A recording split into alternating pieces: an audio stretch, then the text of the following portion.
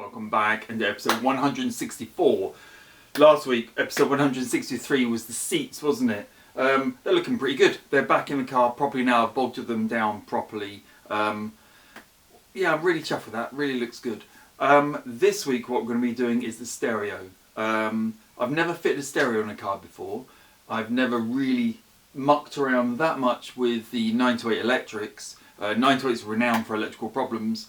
So this is going to be interesting. It's definitely going to be interesting.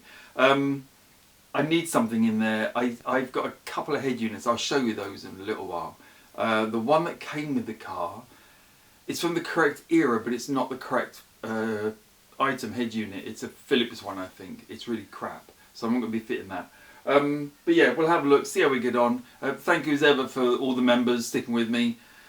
Subscribers, click the subscribe. Likers, click the like. You can do any of those mixture in any order. And everyone leave a comment, please. I'm trying to get up to 4,000. We've got about 50 to do, I think. It's really getting close now. 4,000 is a pretty big landmark, milestone, whatever you want to call it. Let's get in there, see how I get on. Right, so I've got two sets of Pioneer speakers and one Pioneer amp. Now these are the speakers that go in the door and should be very shallow because there's precious little space. Right, now without the faceplate on, that is 4.3 centimetres deep, which I believe is just the right size. Like that will fit inside the door. There's two of those for the door, then these ones go in the rear parcel shelf. Now these are 10 centimetres across. The depth didn't actually matter on these. Cute little things, aren't they? Then we have an amplifier. Now this I'm going to bury under the passenger seat. So the trick of this is we're going to use a high to low converter that will take the output from any stereo, convert it into a low signal that this amp can accept, and then this amp will boost it to the correct power output for the speakers. And that means I don't have to worry about getting a amp friendly stereo. I can use any of the older head units. So in terms of head units then, so we have the Sony one here. It's a little cassette player. I don't actually own any more cassettes, but that's quite a nice looking piece of kit. I don't know if the front face comes off. They often used to come, oh there it is, look, come off for security reasons, didn't they? So yeah, that will come off. Oh, it's probably broken now. Then in the other, the next one we've got is the Blaupaunt San Reno, donated by a good friend of mine, Andy. This is a CD player that opens up nice like that. CD pops in there. Then we have this one that came with the car. Well, came in a box with the car. I don't know if it's clearly not original because it's a Philips. It's certainly probably more likely of the correct period, but pretty crap. And then finally we've got this Kenwood down the back here. Now I think the front of this comes off or opens like that. CD player as well. That's quite nice as well, isn't it? It had a remote control at some point. Now it might be in a box somewhere, but I'm not sure. So yeah, they're the units I've got to play with, pending buying another unit, which I probably won't do at this point. I'm probably going to side with the Blaupaunt because it's German and Blaupaunt and all of that sort of stuff. This one, although period correct, I think it's just going to be complete crap. Unless I could also I could put a Bluetooth adapter on this so I can connect my phone up, but I think I can't be bothered. So I'm going to wire that one up. Let's wire it up. I may actually, depending on how I feel, I may wire them all up just to see if they all work still. But yeah, let's wire them up on the side here and see what they do. Right, finally I've got this all working. I wanted to wire up on the side here so we can actually see and make sure it all works. Also, it sort of clarifies the wiring. So I've got an amp, speakers, they're the rear speakers, these are the two front door speakers. I wired these up in parallel. Actually, one of the wires come undone there, look at that, fancy that. And then that all comes through, it comes through one of these lock, it's a high to low digital converter, I believe. So it takes the signal from, probably actually analog converter. It takes the high signal from the head unit, lowers it, ramps it right down, and then feeds it into the amplifier, which then obviously boosts it up for the speakers. So that's wired to the front two channels. Then we have the head unit I've got a couple of head units. This one is wired up at the moment. There's the Kenwood one, but the blower pump works just as well. I'm tempted to go with the Kenwood for the minute, just more because it's got press button volume controls, which are a bit easier. And embarrassingly, the only CD I could find is a Will Smith one. Must be my wife's, let's be honest. But that all seems to work.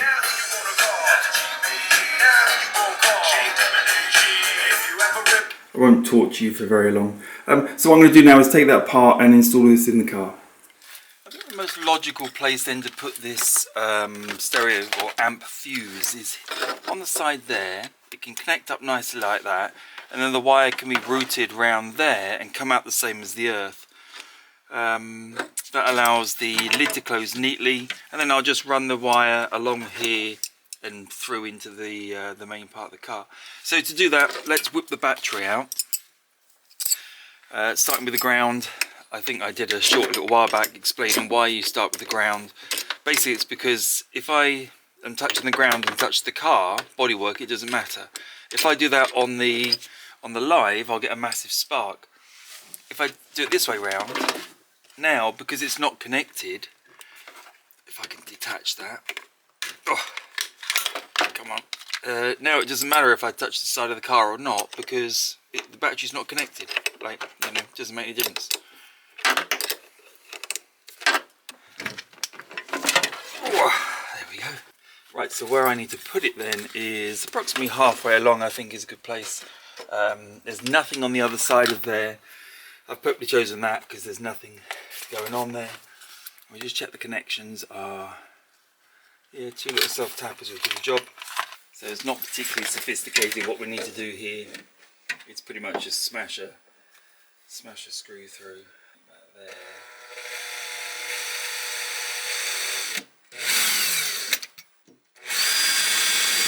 Little bit of a paint on there, and then we're good to screw in. I've sprayed that up now with a bit of black hammerite, and that dried last night. So now we can put this in, and it should be as simple as this. Battery back in now. I've not wired it up, but just laid the wire next to it, and I don't actually connect the battery at all for the minute. And that should close up neatly like that. There we are. And down. That allows the spare wheel to go back in here. God knows what that wire is for. Guess we'll deal with that another time. Yeah, I think that's a lot tidier, isn't it? Tucking it in there rather than sort of up where these cables go. Yeah, I suppose they're alright like that. Yeah, I'm pleased with that. Right, so now the next part. We'll chase that wire through, and the amp's going to go underneath the front seat. So there's a couple of ways you can solve the problem of the gap that's left where you fit the interior panel up against the window. Some people put leather along there, a little strip of leather. I'm dubious I'm going to get a piece of leather that matches it, or vinyl that matches it. So I've opted for felt, black felt, because that absorbs all light really, doesn't it? So what I'm going to do is take the panel out, cut and fit the felt, and then put the panel back in. I've been sizing up where to put the amp, and I think the most logical place is here, under the front passenger seat. It's fractionally higher than the runners, but I've just been looking at the seat, and I believe it fits up underneath the seat as it moves back and forward. So that's what I'm going to go for. Wish me luck. What I want to do then is, what I'd like to do is be able to get one hole in, and then I've made a template, but I'd like one hole to make sure I've got the template in the right place. Alternatively, if I line that carpet up, but I'm thinking in my mind, where do the things like the fuel pipes go? The fuel pipes are tight against that side, my way. Brake lines do run through here, so I don't want to press too hard. I guess I just look underneath in a minute and see if water's pissing out or brake fluid's pouring everywhere. Right, okay, that gets us the initial holes. Now, as if by magic, I have a big box of self-tapping screws, courtesy of Amazon. It's going to end up like a bit of Swiss cheese, my floor, isn't it? Yeah, no, it's spot on.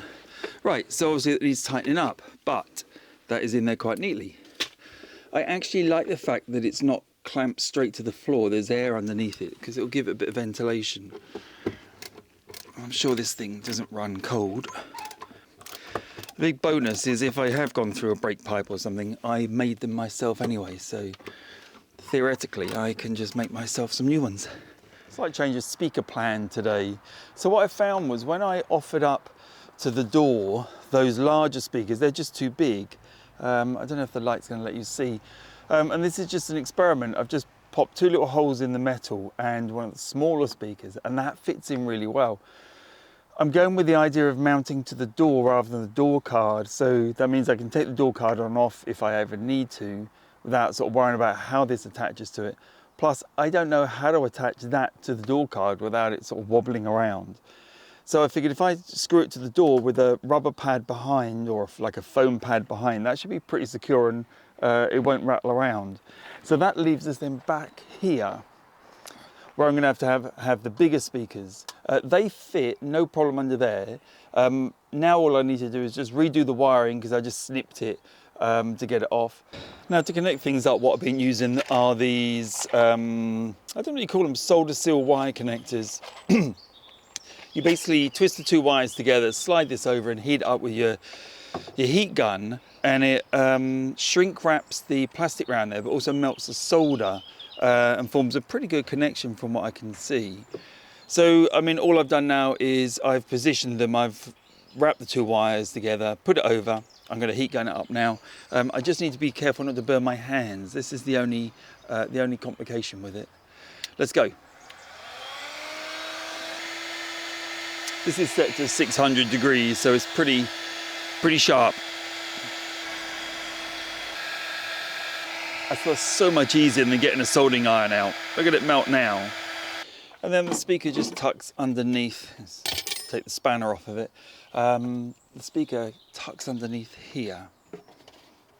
And there's a little well for it to sit in. It sits quite nicely in there, so I'm not massively worried about it moving around.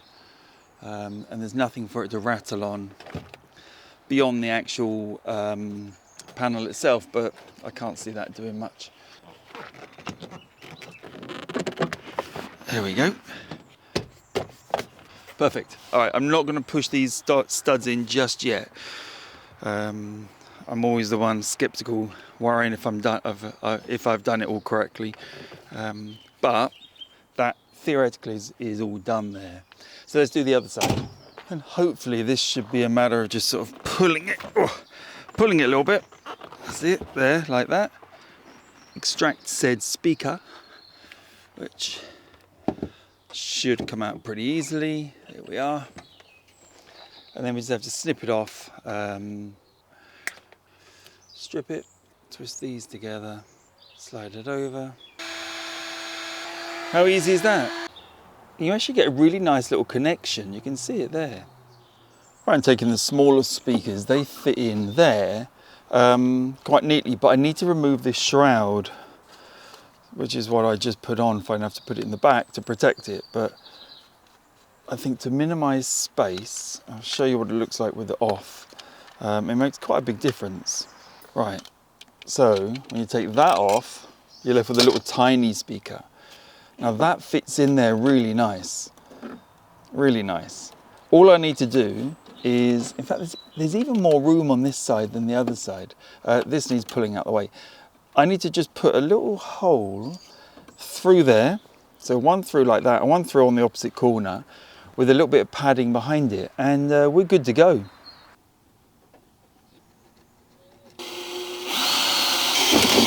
But I'm going to put them on there.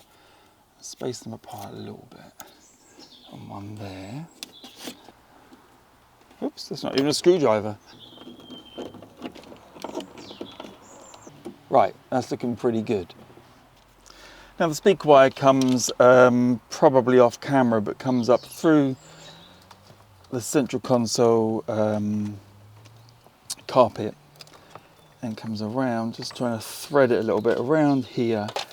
Let's go underneath all of these wires that are over here. This is the central locking, which I need to reinstate in a minute, so I can get in and out the car. these, what is that? Okay, that's the hazard warning light. That's a collection of junk that we don't know what it is. That's just a random wire. So we'll go along there like that, clip up underneath everything there, and then in here. Now what I'd like to do is thread it into the original harness, or not harness, sorry, the original, what do you call this, plastic thing, if I can, yeah. Because that's how it enters the door, which I think would be better if it is in that. If I can, yep, there it is. I guess that'll come through there, and then onto the speaker.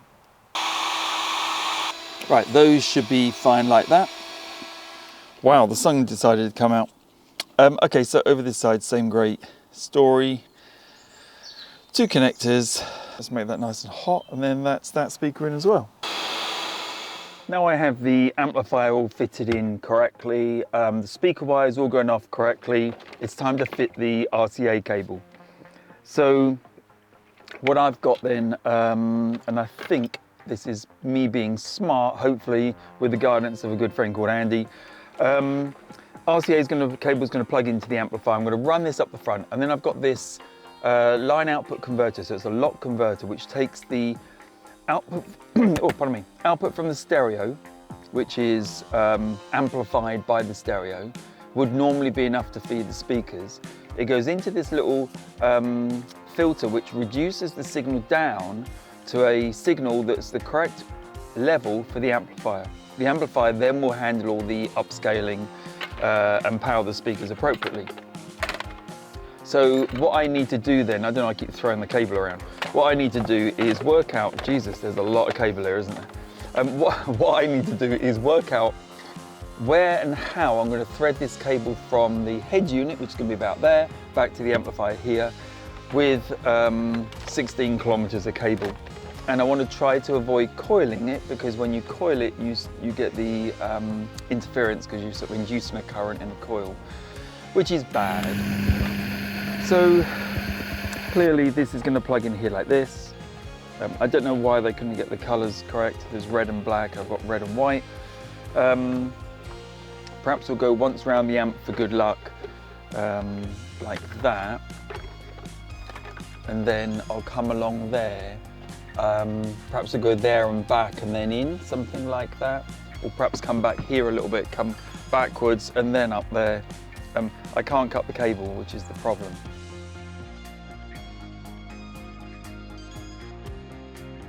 That will then be the amplifier complete. Assuming the ground works correctly, I've got no test on that yet, but that should be fine, I think. There's no obvious other grounding points that I could use really, that I can see, that I haven't painted. Right, getting in quite a good place with this. I think that's everything done. Also, I need to put the door card on. I need to find the catch that holds the glove box in. I actually need to spray the glove box as well, but I'm going to leave that for the moment. Then I need to tuck all these wires away and everything. But I can put a carpet down. I think it's definitely in the back here, or inching towards that. But what I want to do first is quickly hoover all the crap out. So the old Hoover boy comes out. I've had this thing a very long time. You can tell by the repairs on the hose. But yeah, let's hoover it out and then we'll see what the next step is.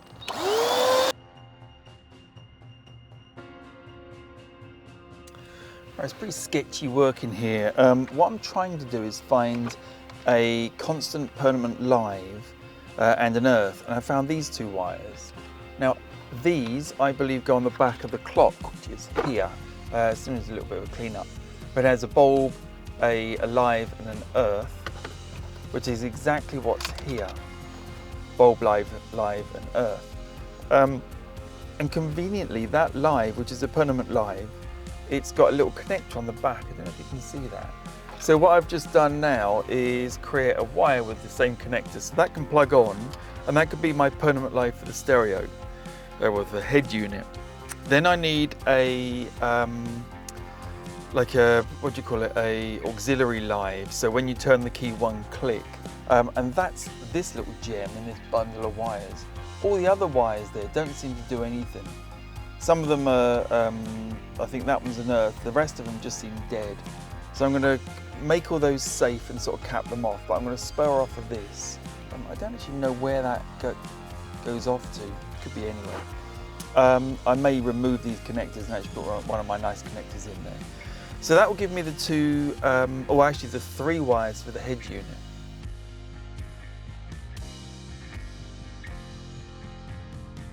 So we might as well use the ground that's there since it's exposed, and I can just latch onto that without having to sort of splice into anything new. And it also allows me to tuck it away safely. It's a win-win. Right, there's my new ground, like that. Little twist. Right, so we have our ground. We have all 3. We've got the lot. What I am going to do, if I can see where I've put it, I'm going to use some black tape, just to, there it is, just to secure up around this permanent live, because that's the sort of thing that could cause some problems. And I have no idea if the clock works, so I'm going to plug it in now, at least see the bulb, and the ground goes on there. I can get it on without snapping it. All right, so that would be fine. That, actually, while I'm there, I might as well wire it in correctly, mightn't I? Because it looks like, come out. It looks like let's just wind it out of gear. It looks like it just pops in there like that, doesn't it? So let's just put it in. Oh. Put it in, I just need to thread the wires through the hole. That's all I need to do. The indicator, well, this is the hazard lights actually. Oh, battery's disconnected, so ignore that.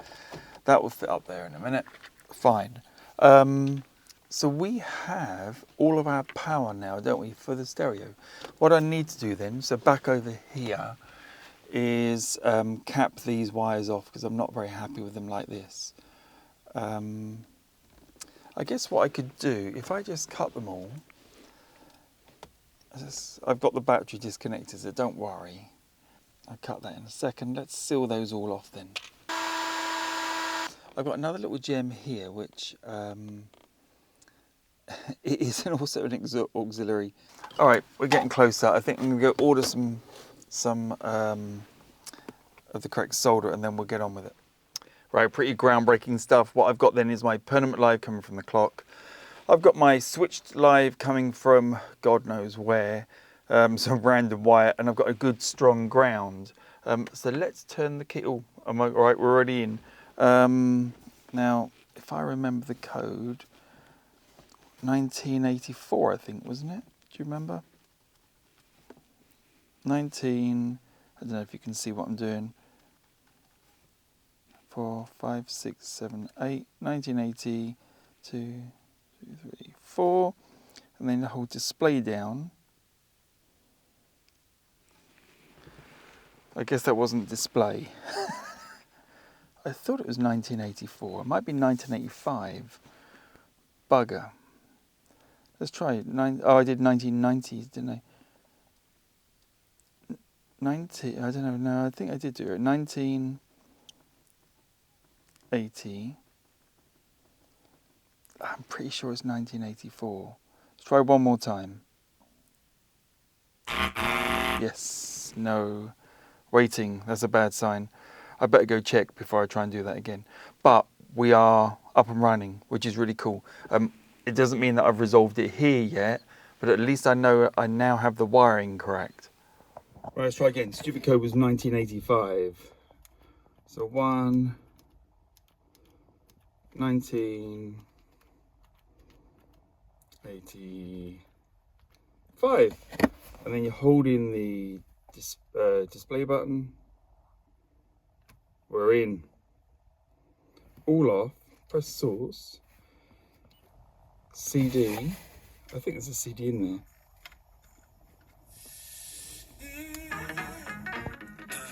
We have music. Unfortunately, it's Will Smith with Wiki Wild Wild West. So we're back in the garage now. I actually used it at the weekend. There's a video coming up very shortly about that, but I'll show you the stereo first. So switch the stereo on. Pause it. That's actually George Strait for some. Well, I quite like George Strait, so it's in there. So yeah, it's all working quite well. I've still got the door clasp on, so those speakers are on, sort of just held on with 2 screws like that. The rear speakers are all in correctly. They're looking pretty good, and it all works. Yeah, no issues at all. Quite pleased with that. Little stereo is pretty smart actually. You can flip the front round like that for security. Pretty cool. Obviously, disc comes out. I haven't put the radio on because I never listen to radio, but I should sort of plug that in really, shouldn't I? And what I'm probably going to do in a future episode is fit a Bluetooth around the back there so I can Bluetooth to my phone, because I tend to listen to quite a lot of my phone as well. But yeah, pretty pleased. I need to now dig out some CDs. I'd say that's a wrap. Stereo works really well. What I want to do is just go back and double check I've got the polarity of all the speakers right, because they're not very, there's not a lot of bass, it's very tinny. And that to me sounds like the speakers aren't doing this, they're doing this. But I'll check that. Probably trial and error is the easiest route. Just switch the wires over on one speaker and see if it makes any difference. There is a trick you can test. I think you put a 9-volt battery and see if the cone comes out and do it on both and blah blah. That was told to me by Andy, that little trick. What else? So next week, or very soon, I'm going to be putting out a video, hopefully about a trip to Bybury for the Drive It Day, which is what the accumulation of all the work I've been doing for the last few months has been for. Hopefully it'll get there and back. It's about, I guess, about 30 miles in each direction, and I've got a couple of little detours I want to do, so that might add up to sort of 70 odd miles, I guess. Anyway, let's leave it there. Thank you as ever for watching. Like, subscribe, comment, and see you next time.